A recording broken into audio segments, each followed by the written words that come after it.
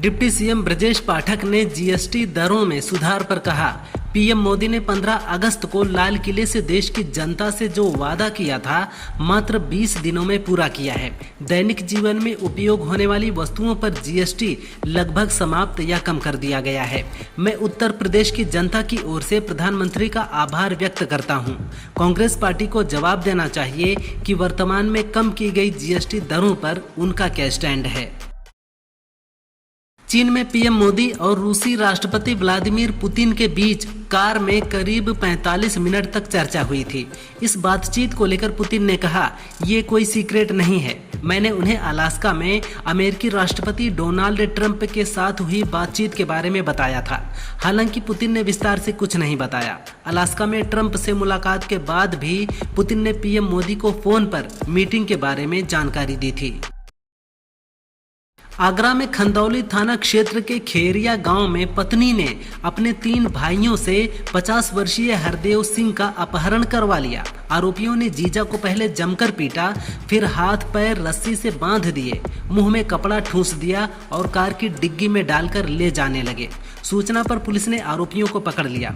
पीड़ित ने बताया कि मेरी संपत्ति अपने नाम कराने के लिए ही मुझे अगवा करके ले जा रहे थे। आरोपियों से पूछताछ जारी है। पश्चिम बंगाल विधानसभा में कल जमकर हंगामा हुआ। सदन में विपक्ष के नेता शुवेंदु अधिकारी को सस्पेंड किए जाने के विरोध में नारेबाजी कर रहे बीजेपी के चीफ व्हिप शंकर घोष को विधानसभा स्पीकर ने सस्पेंड कर दिया। घोष के बाहर जाने से मना करने पर मार्शलों ने उन्हें घसीटकर सदन से बाहर निकाल दिया। ऐसे में वे बेहोश हो गए और उन्हें एम्बुलेंस से अस्पताल ले जाया गया। घोष समेत 6 बीजेपी विधायकों को सस्पेंड किया गया है। सीतापुर पहुंचे पूर्व भाजपा सांसद ब्रजभूषण शरण सिंह ने कहा कि बाराबंकी में एबीवीपी कार्यकर्ताओं पर लाठीचार्ज की घटना गलत हुई। वहीं इस मामले में ओम प्रकाश राजभर के बयान पर कहा कि ये दिखाता है कि वह हल्के आदमी हैं।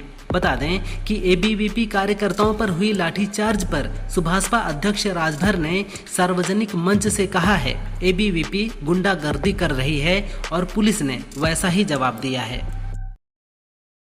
लखनऊ में 14.50 लाख बिजली उपभोक्ताओं के लिए 1 नवंबर से नई व्यवस्था लागू होने जा रही है। इस दिन से वर्टिकल सिस्टम लागू होगा। उपभोक्ताओं को नया कनेक्शन देना, मीटर लगाना, बिल सही करना, बिल वसूली, स्मार्ट मीटर लगाना व 1912 की शिकायतों के निराकरण के लिए जिम्मेदार अफसर अब अलग अलग होंगे। यानी हर एक काम के लिए एक अधिकारी जिम्मेदार होगा। इससे उपभोक्ताओं को सहूलियत होगी, कामों का निपटारा तुरंत होगा। आर्टिफिशियल इंटेलिजेंस अब अदालतों में भी इस्तेमाल होगा। भारत का न्याय तंत्र एआई रोबो जज को अपनाने जा रहा है। इससे छोटे मोटे केस जैसे ट्रैफिक नियम उल्लंघन और जमीनी विवादों में त्वरित फैसला हो सकेगा। इसका मतलब ये नहीं कि जज की कुर्सी पर रोबोट बैठेगा, बल्कि एआई केस की जानकारी और पुराने फैसलों का एनालिसिस देकर जज की मदद करेगा। जिला और सत्र न्यायालय के जजों को इसकी ट्रेनिंग के लिए विदेश भेजा जाएगा। यूपी के डिप्टी सीएम केशव प्रसाद मौर्य ने कहा, पीएम मोदी ने 15 अगस्त को लाल किले की प्राचीर से जो घोषणा की थी उसे पूरा कर दिया गया है। जीएसटी काउंसिल ने नया स्लैब तैयार किया, कई उत्पादों पर जीएसटी कम किया गया। ये भारत को आत्मनिर्भर बनाने की दिशा में एक बड़ा और ऐतिहासिक कदम है। उन्होंने आगे कहा कि कांग्रेस हताश, निराश और वनवास अवस्था में है, इसलिए वे उन चीजों का भी विरोध करते हैं जिनका स्वागत किया जाना चाहिए। पश्चिम बंगाल विधानसभा में बंगाली प्रवासियों पर हो रहे अत्याचारों पर सत्ता पक्ष की ओर से लगाए गए प्रस्ताव पर चर्चा हो रही थी। इस दौरान मुख्यमंत्री ममता बनर्जी ने पीएम मोदी पर निशाना साधते हुए मोदी चोर वोट चोर के नारे लगाए। ममता ने कहा, बीजेपी की तानाशाही और औपनिवेशिक मानसिकता है, वह बंगाल को अपना उपनिवेश बनाना चाहती है। इस पर बीजेपी विधायकों ने आपत्ति जताते हुए हंगामा शुरू कर दिया। सीएम योगी ने जीएसटी सुधार पर कहा, पीएम मोदी के दूरदर्शी नेतृत्व में भारत की कर व्यवस्था एक नए युग में प्रवेश कर रही है। स्वतंत्रता दिवस के अवसर पर पीएम ने नेक्स्ट जनरेशन जीएसटी रिफॉर्म का जो संकल्प देशवासियों के सामने रखा था वो आज साकार हो रहा है।